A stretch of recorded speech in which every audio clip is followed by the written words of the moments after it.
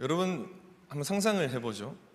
여러분들이 정원을 하나 가지고 있다라고 생각을 한번 해봅시다. 그 공간은 당연히 너무나 싱그럽고 앞에 간단히 꾸며진 것처럼 이렇게 아름다운 꽃들로 장식이 되어 있을 겁니다. 그리고 늘 관리해야 하는 수고로움은 어쩔 수 없이 따라오게 되겠죠. 그래서 우리는 매일 정원으로 향하고 내가 해야 할 일들을 성실히 임하면서 그 정원을 아름답게 관리할 겁니다. 예쁜 꽃을 심고 또 물을 주고 또 가지를 쳐내면서 말입니다. 매일매일 내가 성실히 정원을 가꾼다고는 하지만 그럼에도 그곳에는 날마다 나의 정원을 그 아름다움을 조금씩 깎아내리는 존재가 생기게 됩니다. 그것이 무엇이냐면 바로 이 잡초라는 녀석입니다. 잡초요. 그럼 가끔은 이 잡초들을 뽑아내는 일에 있어서 우리는 이 잡초를 제거하는 일에 있어서 때때로는 우리는 성공할 수도 있을 겁니다. 근데 여러분, 잡초를 뽑아보신 분은 아시겠지만 잡초를 뽑으면 그 자리에 또 잡초가 올라오게 됩니다. 그리고 그 잡초 옆에는 또 무성한 잡초가, 새로운 잡초가 생겨나게 된다라는 것이죠. 그래서 잡초를 몇 번 제거해 보신 경험이 있으신 분들은 이 잡초라는 존재가 꽤나 성가시고 꽤나 징글맞은 존재라는 것을 알게 되실 겁니다. 저는 군대에서 이 주특기 훈련 외에는 여름에 예초를 했습니다. 즉 풀을 깎았어요. 저는 눈 뜨면 풀 깎고 눈 감을 때까지 풀을 깎았습니다. 그게 제 군대에서 하는 일이었어요. 그런데 저는 그때 알았습니다. 사람들이 왜 끈기와 인내를 이야기할 때 잡초를 이야기하는지 말입니다. 아무리 잘라내어도 아무리 뽑아내어도 그 잡초는 없어지지가 않았어요. 제가 당장에 앞을 풀을 깎으면서 지나가고 뒤를 돌아보면 자라있다라는 거예요. 과장 같죠? 과장입니다. 원래 군대 얘기는 좀 과장을 해야 되는 거거든요. 아무튼 그 정도로 이 잡초라는 것이 굉장히 빠르게 자라났다라는 거예요. 그래서 그것을 없애기 위해서 독성 물질이 강한 제초제를 뿌려도 그 잡초가 자라는 것에 대한 시기를 늦출 뿐이지 결국엔 그 자리에는 어느 시간이 지나면 다시 그 잡초가 자라나게 된다는 것을 제가 확인하게 되었다라는 것이죠. 여러분, 우리의 정원에 여름이 찾아왔다 생각해 봅시다. 여름이 찾아왔고 또 잡초를 여러분 우리가 조금만 소홀히 여기게 되면 그 잡초는 금세 무성이 자라서 정원을 점령하고 미관상으로 그 정원을 망치게 될 것입니다. 여러분, 이 정원은 우리가 상상했던 이 정원은 다름이 아니라 우리의 마음과 같습니다. 또는 우리의 삶과 같다라는 거예요. 기쁨과 행복과 감사와 사랑과 환대와 연대, 그러한 좋은 감정들은 아름다운 꽃과 같이 비유하죠. 그리고 분노와 또 시기와 앙심과 경멸과 그런 나쁜 감정들은 우리는 때로는 잡초같이 여기면서 우리의 마음의 정원을, 우리의 삶의 정원을 관리하면서 살아가는 것이 우리들의 모습이다라는 거예요. 즉 잡초를 아름다운 정원의 불청객같이 여기는 게 우리들의 모습이라는 겁니다. 그래서 잡초는 제거하거나 통제해야 하는 대상이고, 왜냐하면 최고의 정원은 잡초가 없는 정원이기 때문입니다. 즉 최고의 마음 상태는 나쁜 감정, 특히나 분노의 감정이 없는 상태가 최고의 마음 상태, 또 최고의 나의 삶의 지경이라고 생각하고 살아가는 것이 우리들의 모습이다라는 거예요. 왜 그렇습니까? 그 누구도 이 부정한 감정을 좋아하는 사람은 없기 때문입니다. 여러분, 오늘 본문에 이러한 부정적인 감정이 드러나는 일이 발생합니다. 그 상황 가운데 모세라는 사람이 그 부정적인 감정 가운데 분노라는 상황에 처해 있습니다. 여러분, 모세는 어떻게 이 분노라는 감정을 자신의 정원 속에서 가꾸어 나아가는지 함께 우리가 본문 말씀을 통해서 살펴보려고 합니다. 오늘 본문 19절 말씀입니다. 제가 읽도록 하겠습니다. 진에 가까이 이르러 그 송아지와 그 춤추는 것들을 보고 크게 노하여 손에서 그 판들을 산 아래로 던져 깨뜨리니라. 여러분, 모세는 시내산에서 하나님과 대면하고 있습니다. 이제 시간이 차서 하나님께서 약속하신 젖과 꿀이 흐르는 그 가나안 땅으로 들어가기 전에 하나님께서 바라보셨을 때에 나의 백성, 이스라엘 백성들이 그 이방 땅 가운데 들어가서 혼합되지 않기를 바라셨던 거예요. 그래서 이 백성들이 나의 백성이고 하나님의 언약을 지켜야 하고 하나님의 자녀된 정체성을 잘 지켜서 그곳에서 혼합되지 않고 자신의 정체성들을 잃지 않고 살아가길 원하셨다라는 겁니다. 그래서 하나님께서는 시내산에 모세를 부르시고 그 모세에게 여러 가지 조항들을 아주 세밀하게 말씀하고 계시다라는 거예요. 예배는 어떻게 드려야 하고, 그 예배를 드리는 집기는 어떻게 만들어야 하고, 그 집기를 만드는 재료는 어떤 것을 사용해야 하고, 그 집기에 만드는 재료는 또 어디서 가져와야 하고, 굉장히 세밀한 부분들에 있어서 하나님께서 명령하셨다라는 겁니다. 먹는 것도 마찬가지입니다. 어떤 것을 먹어야 하고 어떤 것을 부정하게 여겨야 하고, 그 사람들이, 이스라엘 백성들이 살아가는 그 상황 가운데 세밀한 모든 것들을 제단해 주었는 것이 바로 율법을 모세에게 준 그 내용에 담겨 있었다라는 것이죠. 여러분, 그런 돌판을 가지고 하나님의 말씀을 쭉 가지고 나와서 백성들을 마주한 모세의 첫 모습이 무엇이었냐면, 모세의 눈에 들어온 것은 이스라엘 백성들이 하나님의 말씀을 받아들고 오는 지도자였던 나를 기다렸던 것이 아니라, 또 내 손에 들렸던 하나님의 말씀을 눈꼽아 기다렸던 것이 아니라, 그들은 다름 아닌 금신, 황금 송아지를 만들고 이방 신들 앞에서 춤을 추고 있는 모습을 모세가 보게 된 것입니다. 여러분, 그 모습을 본 모세의 반응이 19절에 이렇게 적혀 있습니다. 크게 노하였다, 크게 화가 났다라고 이야기를 하고 있는 거예요.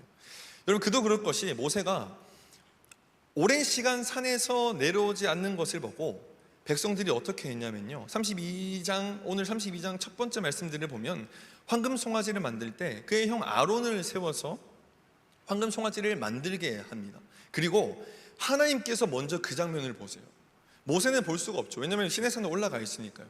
하나님께서 그 장면을 먼저 보시고 출애굽기 32장 7절 말씀을 통해서 모세에게 이렇게 말씀하십니다. 제가 읽을게요. 여호와께서 모세에게 이르시되 너는 내려가라. 네가 애굽 땅에서 인도하여 낸 네 백성이 부패했다라고 말씀하고 계십니다. 네가 애굽 땅에서 인도하여 낸 네 백성이 부패했다라고 이야기하는 거예요. 그 내려가라, 사라져라, 저들 데리고 사라져라 라고 이야기를 하고 있는 겁니다. 하나님께서 백성들을 포기하신 겁니다. 너무 징글징글 맞은 거예요. 포기하신 거예요. 그런데 모세가 그때 어떻게 이야기하냐면 하나님의 뜻을 돌이킵니다. 출애굽기 말씀이 정확하게 적혀 있어요. 모세가 하나님의 뜻을 돌이켰다. 어떻게 뜻을 돌이키냐면, 하나님, 지금 하나님이 그렇게 나오시면, 그렇게 이스라엘 백성들을 포기하시면 하나님은 결국에는 거짓말쟁이밖에 되지 않습니다. 하나님께서 여기 그만두시면 하나님은 언약을 어기시는 분밖에 되지 않습니다. 하나님께서 택하신 백성들 아닙니까? 하나님께서 지키고 지금까지 40년 광야 생활 동안 보호하신 그 백성들 아닙니까? 하나님, 진노를 거두어 주십시오 라고 기도했다라는 거예요. 그리고 그렇게 모세가 하나님의 뜻을 돌이키고, 그렇게 모세가 하나님의 진노를 잠재우고 내려와 보니까 뭐 하고 있었어요? 우상 숭배하고 있었다라는 겁니다. 여러분, 모세의 그 분노가 짐작이 가십니까? 모세가 가지고 있었던 그 분노가 여러분들 짐작이 가시냐라는 거예요. 얼마나 배신감을 느꼈겠습니까? 여러분, 당시에 하나님을 만난다, 하나님을 대면한다라는 것은 목숨을 걸고 나아가는 겁니다. 대제사장들이 1년에 대속죄일에 허리에 밧줄을 묶고 들어갔지 않습니까? 왜 그렇습니까? 잘못해서 하나님이 진노하시면 그 사람은 죽은 목숨입니다. 그런데 모세는 하나님께서 하신 말에 있어서 반기를 들었다라는 거예요. 그 정도 자기의 목숨을 내밀고 이스라엘 백성들을 변호했는데 그들의 모습이 어떤 모습입니까? 배신한 모습이죠. 그래서 모세는 크게 노하여서 손에서 들고 있었던 그 하나님의 언약을 땅에 깨트려서 언약을 파기합니다. 여러분, 이 행동은 이 모세의 개인적인 분노를 보여주는 것 같아 보이거든요.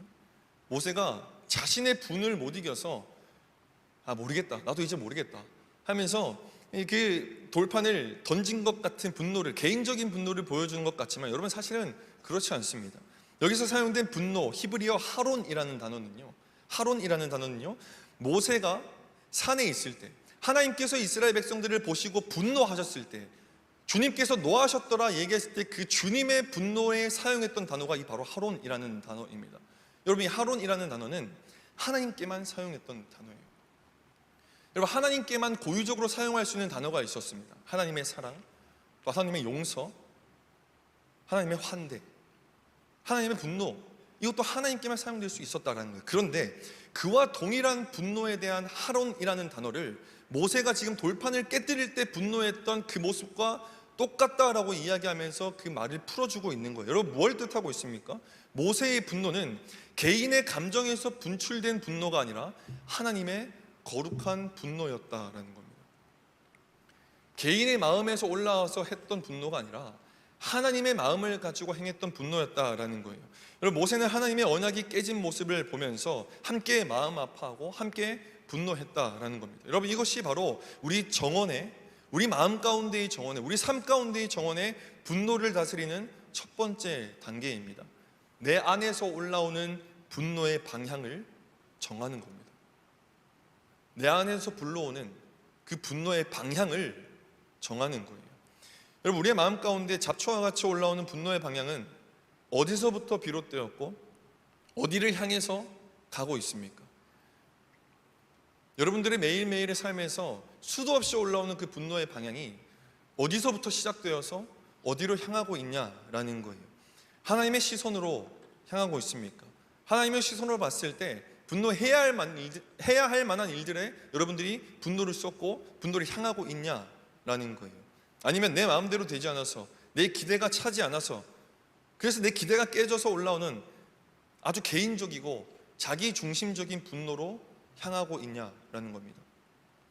친구가 나보다 더 좋은 회사에 취업했을 때, SNS에서 남들의 완벽한 삶을 보면서 상대적 박탈감을 느꼈을 때, 또 주변 사람들이 내 생각을 존중해 주지 않을 때, 나는 가만히 있는데 나에 대한 욕을 해댈 때, 길 가다가 어깨를 부딪혔을 때, 여러분, 우리는 각자가 삶을 살아가는 상황 가운데 겹치는 것이 하나도 없을 정도로 다양한 분노의 이유를 발견하고 살아가고 있습니다.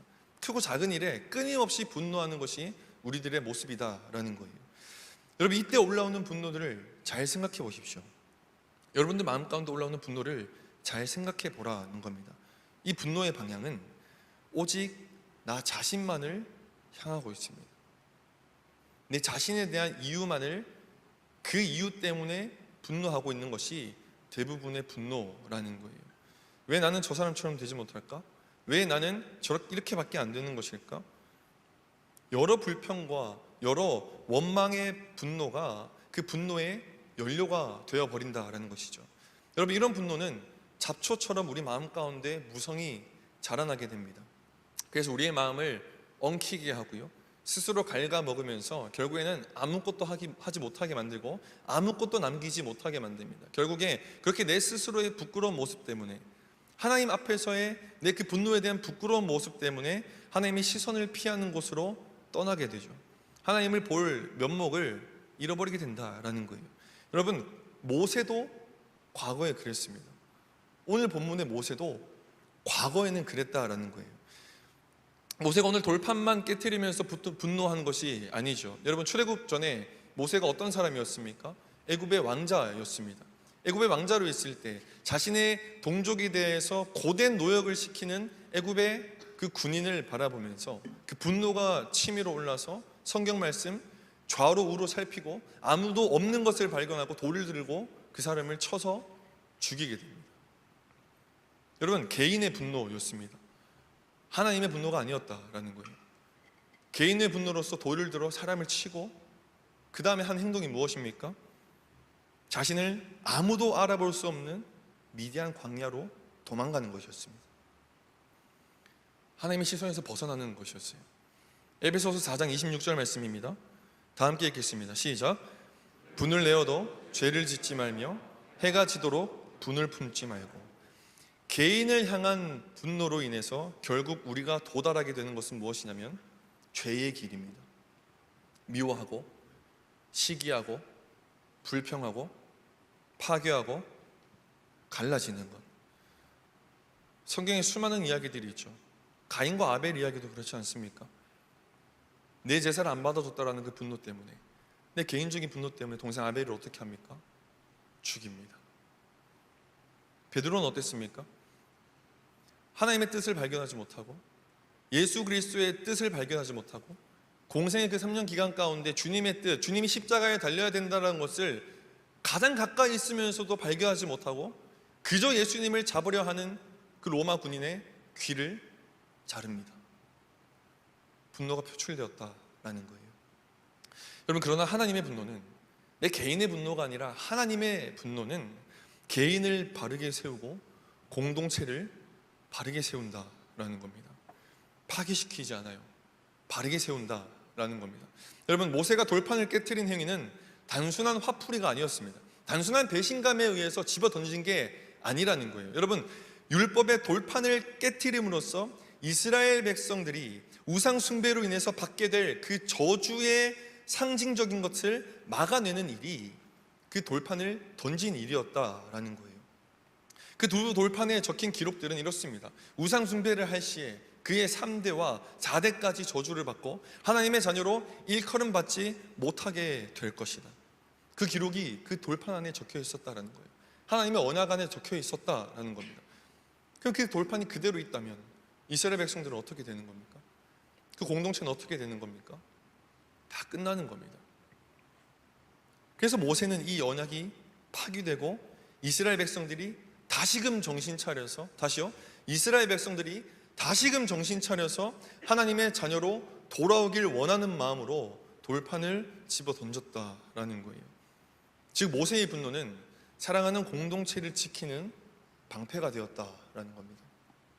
모세가 보인 분노의 행위는 하나님의 마음을 대변하는 행위였습니다. 하나님의 마음을 대변하는 행위였다라는 거예요. 이들이 우상 숭배를 하면서 끝까지 배신했지만 그럼에도 다시 돌아오기를 원하는 하나님의 마음이 모세의 분노에 담겨 있었다라는 것입니다. 그럼 만약에 모세가 돌판을 던진 것이 개인적인 감정에 의한, 개인적인 분노에 의해 던져서 깨어진 것이었다면 하나님은 모세에게 두 번째 돌판을 줄 이유가 전혀 없었습니다. 모든 것을 멸하시고 백성들도 이 지경인데 너도 이렇게까지 분노를 하느냐? 다 필요 없다. 다음 세대 여호수아를 세우겠다. 어차피 가나안 땅 여호수아가 들어가지 않습니까? 그러니까 하나님께서는 여호수아를 통해서 돌판을 주시면 됐었어요. 그런데 하나님께서는 모세를 다시 불러서 그 돌판을 주신다라는 거예요. 무엇을 의미합니까? 모세의 분노는 하나님의 마음이었다라는 거예요. 여러분, 이것은 예수님께서 성전에서 하신 분노와도 연결되죠.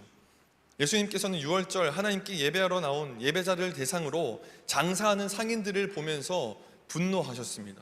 어떻게 하셨습니까? 상을 엎으셨어요. 여러분, 예수님이 왜 상을 엎으면서까지 분노하셨냐라는 거예요. 단순히 이곳은 하나님의 전이니 하나님께 예배하는 곳이니 이곳에서 너희가 경제적인 이윤을 내는 그 경제 활동을 하는 것이 맞느냐, 이 거룩한 곳에서 너희가 경제 활동을 하는 것이 맞느냐라는 이유로 하나님께서 상을 엎으신 것이었냐라는 겁니다. 아니요, 그 이유에서 상을 엎으신 게 아니죠.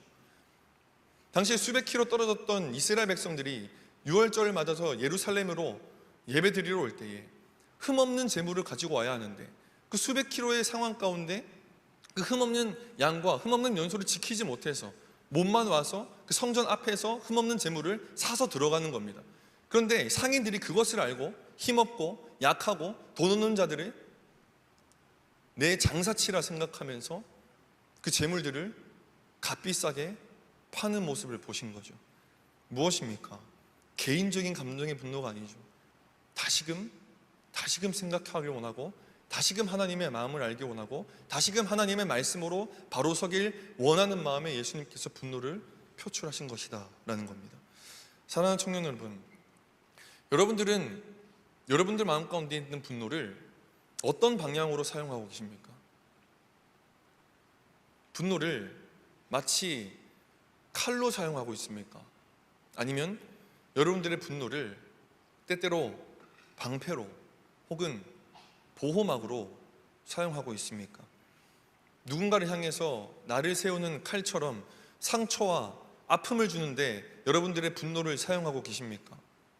혹은 자신을 향한 또는 자신을 향한 날카로운 칼처럼 그 분노가 나를 향하고 나를 자책하고 나를 무력하게 만들어서 스스로 그 분노를 통해서 스스로를 베고 있지는 않습니까?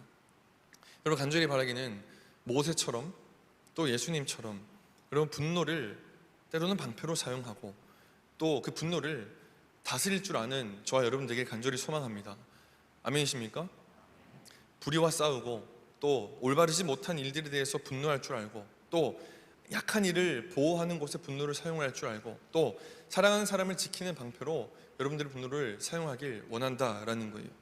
여러분들의 분노가 칼이 아닌 방패가 될 때에 그 분노는 가장 강력한 사랑의 힘이 될 줄로 믿습니다.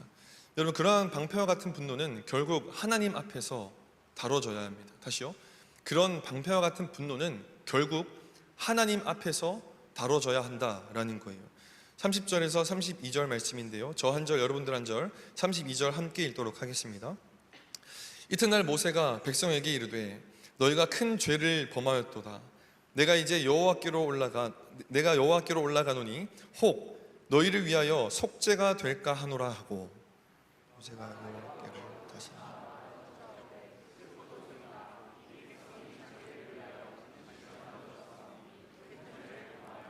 함께 읽겠습니다. 그러나 이제 그들의 죄를 사옵소서. 그렇지 아니하시오면 원하건대 주께서 기록하신 책에서 내 이름을 지워버려 주옵소서. 아멘. 여러분, 모세는 분노를 가지고 백성들을 뒤로하고 다시금 하나님 앞에 섭니다. 다시금 하나님 앞에 서고 있다라는 거예요. 왜 하나님 앞에 서는 겁니까? 그 분노의 상황에서도 이렇게 얘기합니다. 혹시나 하나님의 뜻을 다시 돌릴 수 있지 않을까 싶어서라는 거예요. 뭘 의미하는 겁니까? 개인적인 분노가 아니라 하나님의 마음에 대한 분노였다는 것을 이 말씀을 통해서 다시 한번 알게 된다라는 겁니다. 그리고 하나님 앞에서 이렇게 고백합니다. 슬프도소이다. 슬프도소이다. 백성을 향한 격렬한 분노가 이제는 백성을 대신해서 하나님 앞에서 울부짖는 통곡으로 변하게 된 것입니다. 여러분, 그의 입에서 나오는 고백은 놀랍습니다. 백성의 죄를 사해주지 않으시면 차라리 자신의 이름을 생명책에서 지워달라라고 고백하는 겁니다. 여러분, 이것이 바로 분노를 다루는 두 번째 단계입니다. 그리고 가장 중요한 단계입니다. 무엇이냐면 바로 분노를 하나님 앞에 가지고 나아가는 겁니다. 내 마음에 대한 분노를 하나님 앞에 그대로 가지고 나아가는 것입니다. 여러분, 모세는 40년이라는 긴 시간 동안 광야에서 양을 치면서 하나님과의 관계 속에서 수도 없이 연단받았습니다. 그런데 그 연단의 시간은요, 우리는 꼭 기억해야 합니다. 그 연단의 시간은 그의 마음에서 이 분노라는 감정이 완전히 없애지는 연단이 아니었다라는 거예요. 그 40년의 광야의 시간 가운데 연단에서 하나님께서 모세를 바라보시고 연단하신 것이 너의 마음 가운데 이제 분노가 하나도 없을 거야 라는 연단이 아니었다라는 것입니다. 대신 그 분노를 어떻게 다뤄야 하는지, 내 마음 가운데 일어나는 분노를 어떻게 활용해야 하는지, 즉 분노의 불씨를 하나님 앞에서 정직하게 꺼내놓고 그 분노를 하나님의 뜻으로 바꾸는 법을 배우는 것입니다. 내 분노가 왜 일어나는지에 대해서 개인적인 감정으로 판단하고 내 개인적인 감정으로 발설하는 것이 아니라 하나님의 시선으로 그 분노를 바라봤다라는 것이죠. 내가 왜 분노가 일어날까? 하나님의 눈으로 하나님께 들고 나아갔다라는 겁니다. 여러분, 그 결과가 무엇이었습니까? 애굽 사람을 죽이며 분노를 죄로 바꾸었던 파괴적이었던 분노가 자신의 생명까지 내어놓는 이 중보적인 기도로 바뀌었다라는 거예요. 분노가 누군가를 심판하고 정죄하는 도구가 아니라 사랑과 긍휼의 동력으로 작용하기 시작했다라는 겁니다. 여러분, 분노를 바라보는 시선이 철저하게 나 개인의 시선에서 하나님의 시선으로 옮겨가기 시작했다라는 거예요. 사랑하는 청년 여러분, 분노라는 감정은 억누르거나 외면한다고 해서 사라지지 않습니다. 타종교, 불교나 또 과거의 서양의 철학자들은 분노라는 감정은 내 마음과 내 감정에서 없애야 하는 것이다 이야기했어요. 마치 정원에 잡초를 뽑는 것처럼 그런 감정은 허락되지 않아야 한다라고 이야기를 하고 그렇게 주장했다라는 것입니다. 그래서 내 마음 가운데 분노가 일어나면 그것을 무조건적으로 안 좋게 바라보고 무조건적으로 없애야 좋은 성인이 될 수 있다라고 이야기를 했다라는 거예요. 여러분, 그런데 여러분들의 마음을 한번 들여다보십시오. 하루에도 얼마나 많은 분노가 여러분들 마음 가운데 일어나고 있습니까? 얼마나 부정적인 감정들이 끊임없이 발생하고 있습니까? 여러분, 그것을 잡초라고 여긴다면 여러분, 우리에게는 좌절과 낙담만 있을 뿐입니다. 왜 그렇습니까?